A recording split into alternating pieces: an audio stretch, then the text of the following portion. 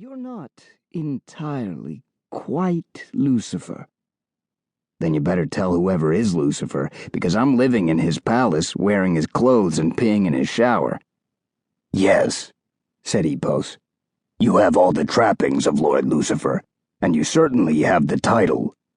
What you lack is the belief, said Merahim. I seem to remember killing Mason Fame and stopping a war with heaven. And those facts are what earned you the title. But the title is a thing of the mind. Belief is a thing of the heart. And that you don't have. Not yet, said Epos.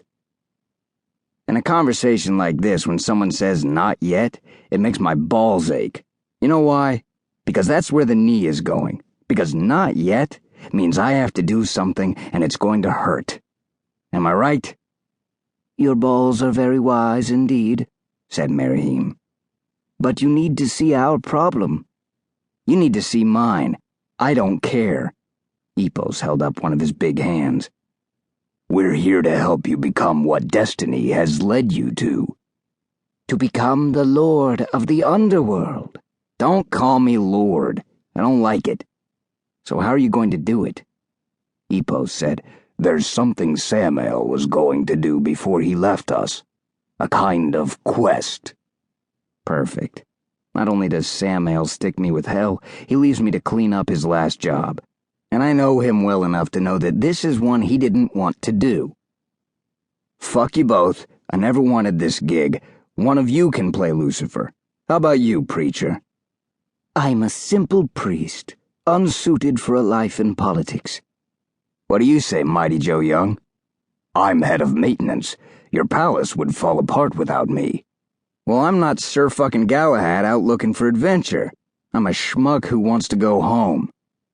You have to be alive to do that, Epos said. Not all of hell is willing to accept a mortal as Lucifer, considering that you are going to be with us for quite some time. Forever, maybe.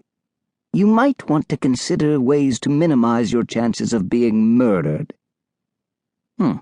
Not being killed is pretty high on my agenda. What kind of quest are we talking about? Merahim idly picked up a book from a nearby table. It's really more of an exorcism. Not much more than clearing out a haunted house. Maybe a bit more like a fortress, Epos said. With a coterie of unpleasant residents doing mischief with travelers. What's a coterie? A somewhat large group. How large? Some say an army, said Epos, but a minor one. Why didn't you say so? It sounds completely reasonable. Good. No, it doesn't. I was being sarcastic. Merahim frowned. You don't do it as well as Samael. My wise balls are telling me to pass on the offer. But they know you can't. He was right. If I'm going to survive, I need some juice, and the fastest way to get that down here is to kill something. So now here I am, bouncing along in a truck with concrete shocks surrounded by a Hellion legion that smells like a fish market dumpster. I'm not usually the dragged along for the ride type. Usually I'm the one doing the dragging, but I'm a little out of my depth here. Like Mariana's Trench out of my depth. I fought in the arena long enough to know that sometimes the best strategy is to shut up, go along with the game, and make sure that someone is standing in front of me when the tentacles hit the fan. So far, though, all my cool hand Luke plan has gotten me is a numb ass from sitting and a ringing in my ears from the engine noise. Worst of all, the unicorn is starting to smell good. Up ahead, the whole world is on fire. Our 3-truck convoy is off the freeway and in open desert plains following a narrow winding road to fuck all.